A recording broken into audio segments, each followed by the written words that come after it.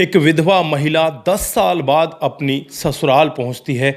वहां जाने के बाद ससुराल वालों की हालत को देखकर खुद भी फूट फूट कर रोने लग जाती है। इधर जो ससुराल वाले होते हैं वो भी फूट फूट कर रो रहे होते हैं। दोस्तों, ऐसा वहां पर क्या हुआ था, क्या थी पूरी कहानी और 10 साल बाद ये वहां पर क्यों पहुंची थी, पूरी कहानी आज हम आपको डिटेल के साथ बताने वाले हैं। तो वीडियो को जरा सा भी स्किप ना करें। नमस्कार, जय हिंद। आप देख रहे हैं APH न्यूज राहुल रावत के साथ। दोस्तों, आज की जो हकीकत की घटना आप लोगों को बताने जा रहा हूं, ये उत्तर प्रदेश के एक छोटे से गांव की हकीकत की घटना है। यहाँ पर शोभा नाम की एक लड़की, जो अपने माता पिता की इकलौती बेटी होती है, जो +2 में पढ़ाई किया करती है, और फिर यहाँ पर माता पिता उसके लिए पड़ोस के ही गांव से एक लड़के को देख लेते हैं और उससे कहने लगते हैं कि बेटा अब तेरी शादी हो जाएगी। लेकिन यहाँ पर शोभा कहती है कि माँ बाबूजी, मैं अभी पढ़ना चाहती हूँ, मैं अभी शादी नहीं करना चाहती। लेकिन माँ बाबूजी उससे कहते हैं कि बेटा पढ़ना लिखना तो आगे की बात है, तेरे लिए अच्छा लड़का मिल गया है, अगर वो चाहेंगे तू वहाँ जाकर पढ़ लेना, लेकिन तू अब फिलहाल शादी कर ले। दोस्तों, उसके गांव की ही एक लड़की होती है जो पहले ही उस गांव में ब्याह रखी होती है। वो जब शोभा को बताया करती कि तेरे ससुराल वाले तो बहुत अच्छे हैं, जो तेरा पति बनेगा वो भी बहुत अच्छा है, बहुत धनवान है, बहुत अच्छे से तुझे लाड़ प्यार के साथ रखा करेंगे। दोस्तों, शोभा अब उन ख्यालों में खो जाती है और एक डेट निश्चित जो होती है उस पर ही इन दोनों की शादी हो जाती है। शादी होने के बाद शोभा अब सुखबीर के साथ उसके घर चली जाती है। सुखबीर की एक बहन भी होती है जिसका नाम पूनम होता है। वो बहुत ही अलग टाइप की होती है। कई बार यहाँ पर इसको वो ताने मारा करती, वो यही कहा करती कि तुझे तो कुछ आता ही नहीं, क्योंकि ये लोग इतने अमीर नहीं होते। जहाँ पर इसकी ससुराल होती है वो बहुत अमीर होते हैं। उनके घर पर एक ऑटोमेटिक कपड़े साफ करने वाली मशीन होती है, इससे वो चलती नहीं।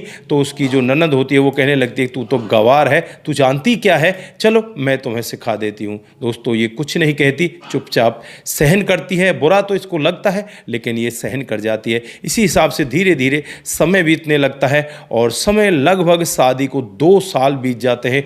2 साल तक भी इसे कोई बच्चा नहीं होता। फिर एक दिन जो इसकी ननद होती है पूनम, वो भागकर अपने गाँव में आती है और वहां आकर अपनी भाभी से कहने लगती है ये तो बांझ है, इससे तो हटा दो, इससे तलाक ले लो, दूसरी शादी कर लो, हमारा जो वंश है वो आगे चल जाएगा, नहीं तो वंश ही नहीं चलेगा। दोस्तों, ये सब बातें सास ससुर भी सुन रहे होते हैं। जो सास होती है अपनी बेटी को कहती है कि बेटी खबरदार, जो एक शब्द भी आगे तूने कहा, तुझे नहीं पता ये हमारे घर की बहू है और तू इससे ऐसे नहीं बात कर सकती। अगर तुझे ऐसी ही बात करनी है तो तू हमारे घर मत आया कर, तू यहाँ से चली जा। दोस्तों, सास की ऐसी बातों को सुनकर बहू भी बहुत ज़्यादा प्रभावित होती है। हालांकि बहू पहले से ही अपने सास ससुर की पूरी सेवा किया करती।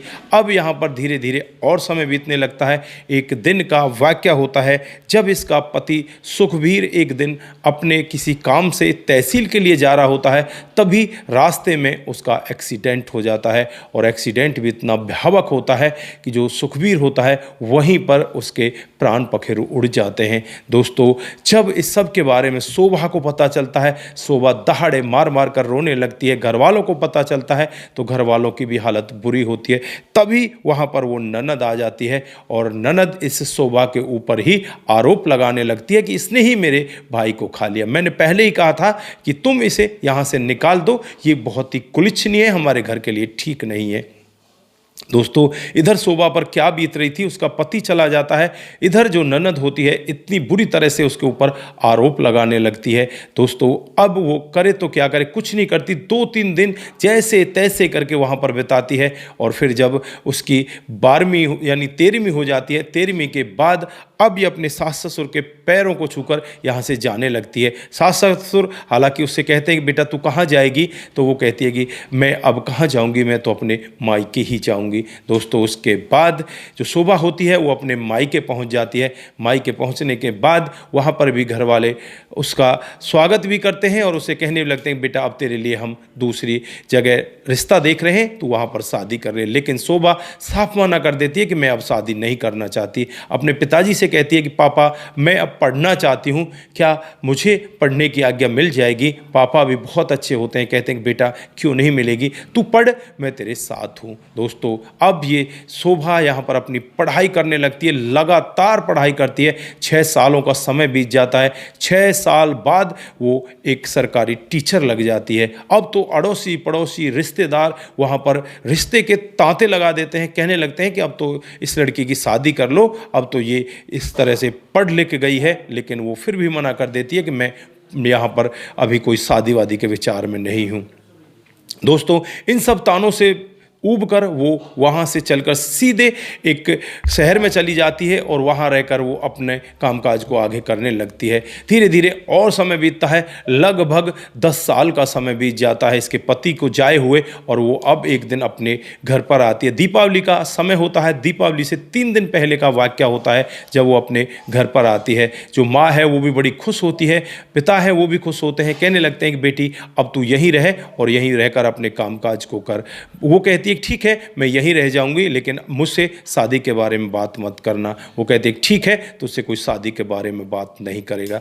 दोस्तों, ऐसे ही दीपावली से पहले दिन का वाक़या होता है जब सब लोग इधर उधर सफाई और अपने घर को अच्छे से सजावट में लगे होते हैं, तभी शोभा घर के बाहर जाती है। बाहर जाकर देखती है कि वही लड़की जो उसके ससुराल में ब्याह रखी है वो उससे आकर मिलती है और कहने लगती है कि शोभा, तुम तो बहुत अच्छी हो गई, तुमने तो अच्छे से अपने जीवन को संभाल लिया है, लेकिन तुम्हारे सास ससुर के जीवन में बहुत ही गलत काम हो रहा है। दोस्तों, अब यहाँ पर शोभा कहने लगती है कि उनके पास तो धन दौलत की कोई कमी नहीं थी, अब उनके साथ ऐसा क्या हो गया जो उनके जीवन में कठिनाई आ रही है। तो यहाँ पर जो लेडीज़ होती है, जो इसकी बहन ही मानो, वो उससे कहने लगती है कि जो उसकी ननद है ना, जो तुम्हारी ननद थी, वो अब उन सास ससुर के साथ बुरा व्यवहार करती है, उनसे पैसे भी ऐंठ ले जाती है और उसके बाद भी वो उनको ठीक से नहीं रहने देती। दोस्तों, अब यहाँ पर इनके आपस में जब बातचीत होती है तो शोभा को लगता है कि मुझे सास ससुर के पास जाना चाहिए,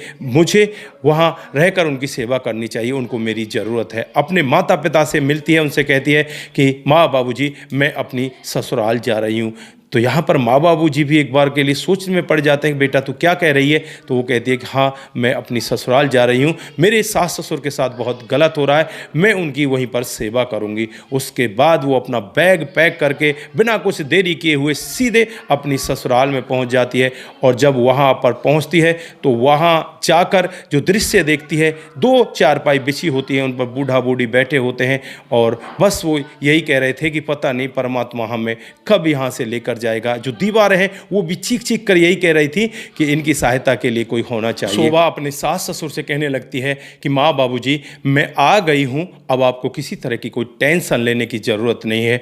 वो भी अब शोभा को पाकर बहुत ज़्यादा सुखी होते हैं और कहने लगते हैं कि बेटी तू अब तक कहाँ थी, तुझे एक पल भी मेरी याद नहीं आई। जो सास है वो ये सब कह रही होती है, लेकिन शोभा भी यहाँ पर रोते हुए कहती है कि माँ जी, बस मैं ऐसे ही चली गई थी कि मैं अब यहाँ क्या ही करूँगी, लेकिन मुझे मेरी गाँव की ही उस महिला ने बताया था कि तुम्हारे सास ससुर के साथ बहुत गलत हो रहा है, अब मैं तुम्हें कभी छोड़कर नहीं जाऊँगी।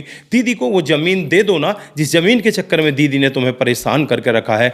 तो यहाँ पर वो सास ससुर कहने लगते हैं, बेटा हम किस तरह से उसको ये ज़मीन दे दें, क्योंकि हमारे पास ये ज़मीन ही तो हमारा आखिरी जरिया है। कौन सी वो बेटी हमारी सहायता करेगी क्या? वो कभी भी हमारी सहायता नहीं करेगी। कुछ दिन के लिए वो हमें लेकर गई थी, लेकिन वहाँ ताने मार मार कर उसने हमारे पेट को भर दिया, हमें खाना भी टाइम पर नहीं मिलता था। हम उसको अगर ज़मीन दे देंगे तो वो पीछे फिरकर भी नहीं देखेगी और इस ज़मीन को भी बेच जाएगी। हम बेटा उसे नहीं दे सकते, हम इसे अनाथ आश्रम के लिए दे सकते हैं, गरीब लोगों के लिए दे सकते हैं, लेकिन उसके लिए इस ज़मीन को हम कभी भी नहीं देंगे। दोस्तों, अब यहाँ पर शोभा की आंखें भी नम होती हैं। शोभा अपने इन बीमार सास ससुर को नज़दीकी हॉस्पिटल में लेकर जाती है, वहाँ जाकर इनका इलाज करवाती है और इलाज होने के बाद जब ये बिल्कुल ठीक ठाक हो जाते हैं तो उसी घर में रहकर अपने जो स्कूल में जाया करती, वहाँ से फिर शाम को वापस आया करती, सुबह खाना बनाकर रख कर जाया करती, शाम को फिर खाना पीना बनाया करती। इसी तरह से वो अपने जीवन को आगे बिता रही है। उसने अभी तक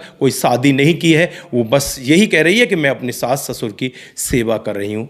फिलहाल अब शोभा की उम्र भी काफ़ी हो चली है, लगभग 39-40 के करीब शोभा पहुंच चुकी है, लेकिन वो अभी तक भी कभी शादी के बारे में सोचती नहीं। बस वो तो यही सोचती है कि ये मेरे बच्चे हैं, क्योंकि बच्चों को माता पिता इस तरह से पालते हैं। तो आज शोभा ने भी अपने सास ससुर को अपना बच्चा बना लिया है। वो कहती है कि बस मैं इनके साथ ही रहना चाहती हूँ। दोस्तों, ये रही आज की एक छोटी सी कहानी। आप लोगों को कैसी लगी? अगर आपको जरा सी भी प्रभावित करती है, जरा सी भी अच्छी लगती है, तो दोस्तों के साथ जरूर साझा करके जाएं।